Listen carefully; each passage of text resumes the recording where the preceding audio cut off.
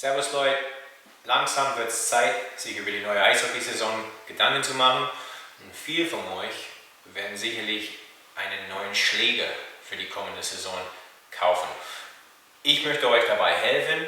Ich werde euch ein paar Tipps geben. Heute werden wir über den Schlägerwahl reden, insbesondere über die Biegung, die Flex, den Kickpoint und den Lie auch sprechen, damit, wenn ihr im Laden geht oder online was bestellt, dass ihr hoffentlich den richtigen Schläger für euch auswählt. So, das Allerwichtigste, wenn man einen Schläger auswählt, ist natürlich die Biegung des Schlägerblatts. Wenn man einen Schläger vom Regal wegnimmt und merkt, die Biegung ist falsch, landet es gleich wieder im Regal. Es gibt 3 verschiedene Arten von Biegungen. Ich habe hier einen Heel Curve. Das bedeutet, dass der Schlägerblatt biegt sich bzw. knickt eher am Heel oder Ferse, nah am Schaft. Und die meisten Heel Curves haben auch ein sehr offenes Gesicht.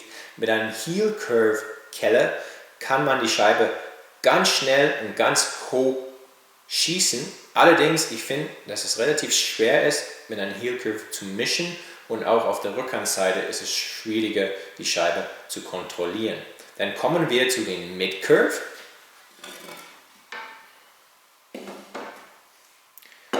Das ist mein Schläger. Das ist die Biegung P38 vom CCM. Die gibt es leider nicht mehr in Europa. Das ist die ehemalige Datsuk-Biegung und das ist ein Mid-Curve. Wie ihr seht, gibt es keinen wirklichen Knick im Schlägerblatt, sondern es ist eine relativ sanfte Biegung. Ich finde, die ist sehr gut geeignet zum Mischen, zum Passen. Was ihr auch merken würdet, ist, dass mein Schaufel, das Gesicht des Schaufels relativ zu ist. Ich habe da Vorteile bei der Scheibenkontrolle, bei einem Rückhandschuss, aber ich kann die Scheibe nicht so gut hochschießen, als wenn das Gesicht offener wäre. Also mit Curve sehr gut, um die Scheibe zu kontrollieren, zu passen zum Schießen. Je nachdem, ob der Schlägerblatt offen ist oder nicht, entscheidet sich, ob man auch damit gut hochschießen kann oder nicht. Kommen wir zum nächsten Mid-Curve.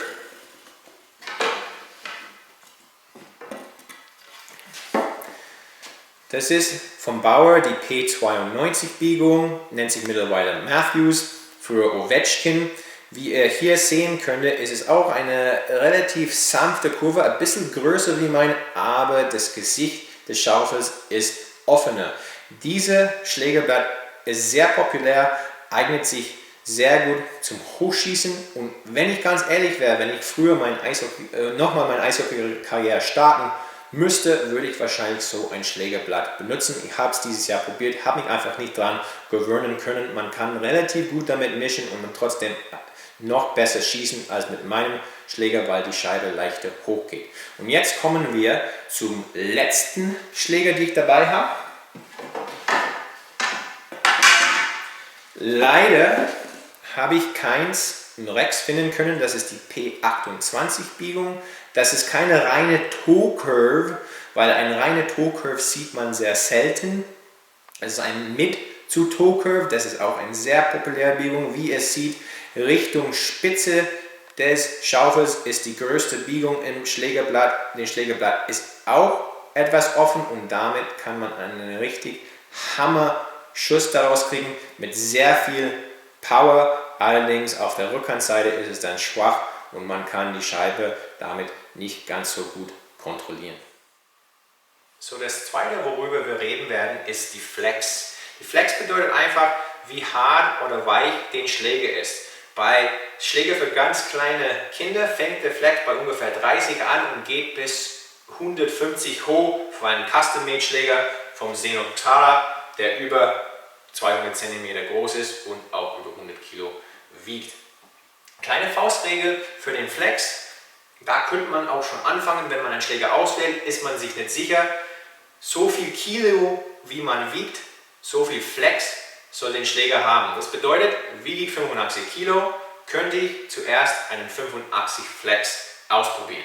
Das geht nicht immer 100% auf, früher habe ich auch 85 Flex benutzt, ich wiege 91 Kilo, das ist ungefähr in dem Bereich, aber jetzt bin ich auf einen 77er Flex umgestiegen, weil ich finde, dass man damit ein bisschen härter schießen kann. Aber als Faustregel ist es nicht schlecht, da könntet ihr anfangen und dann davon abweichen.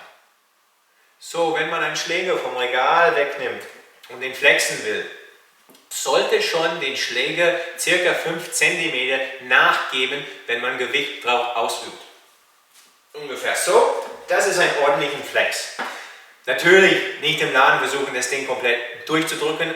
Man wird eine riesen Ansage bekommen, man sollte dort keinen Schläger kaputt machen. Aber wenn man merkt, ich kann meinen Schläger kaum flexen, dann ist es wahrscheinlich zu hart.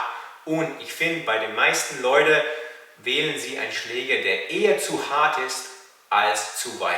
Man muss einen Schläger mit Flex benutzen, um die Scheibe schön ins Tor richtig zu peitschen. So, den dritten Punkt, worüber wir reden werden, ist der Kickpoint des Schlägers. Es gibt 3 verschiedene Kickpoints. Low Kick, das heißt, der Schläger flext am meisten tief hier unten, wenn man schießt. Mid Kick, eher mittig. Und High Kick, es flext weiter oben. Das bedeutet, bei einem Low Kick Schläger ist der Release vom Schuss, das heißt, wie schnell die Scheibe vom Schläger losgelassen wird, etwas schneller wie beim Mid- oder High-Kick. Allerdings, da die Schläger eher nur so viel von hier bis da aufgeladen wird, ist der Schuss auch ein bisschen langsamer. Also die Scheibe wird sehr schnell losgelassen, aber von reiner Geschwindigkeit ist es nicht ganz so schnell. Mid-Kick ist so eine Mischung aus High- und Low-Kick. Die Schläger wird ein bisschen mehr aufgeladen. Der Release ist dagegen nicht ganz so schnell. Und ein High-Kick kann man die Schläger richtig schön durchladen. Man kriegt einen richtig harten Schuss daraus, aber es dauert einfach ein bisschen länger, bis die Scheibe losfliegt. Bei Bauer zum Beispiel, ich habe den Vapor-Reihe, das ist ein Low-Kick-Schläger.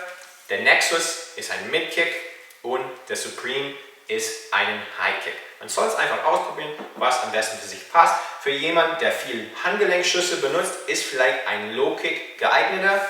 Jemand wie ein Verteidiger, der viel Schlagschüsse von der blauen Linie loslässt und den Schläger richtig aufladen möchte und einen hammerharten Schuss loslassen will, dann ist vielleicht ein Mid- oder High-Kick besser. Und den letzten Punkt, worüber wir reden heute, ist der Lie des Schlägerblatts, beziehungsweise auf Deutsch den Winkel, in dem der Schaft ins Schlägerblatt reingeht. So, Lies gehen im Eishockey von einer Zahl von 4 bis 7.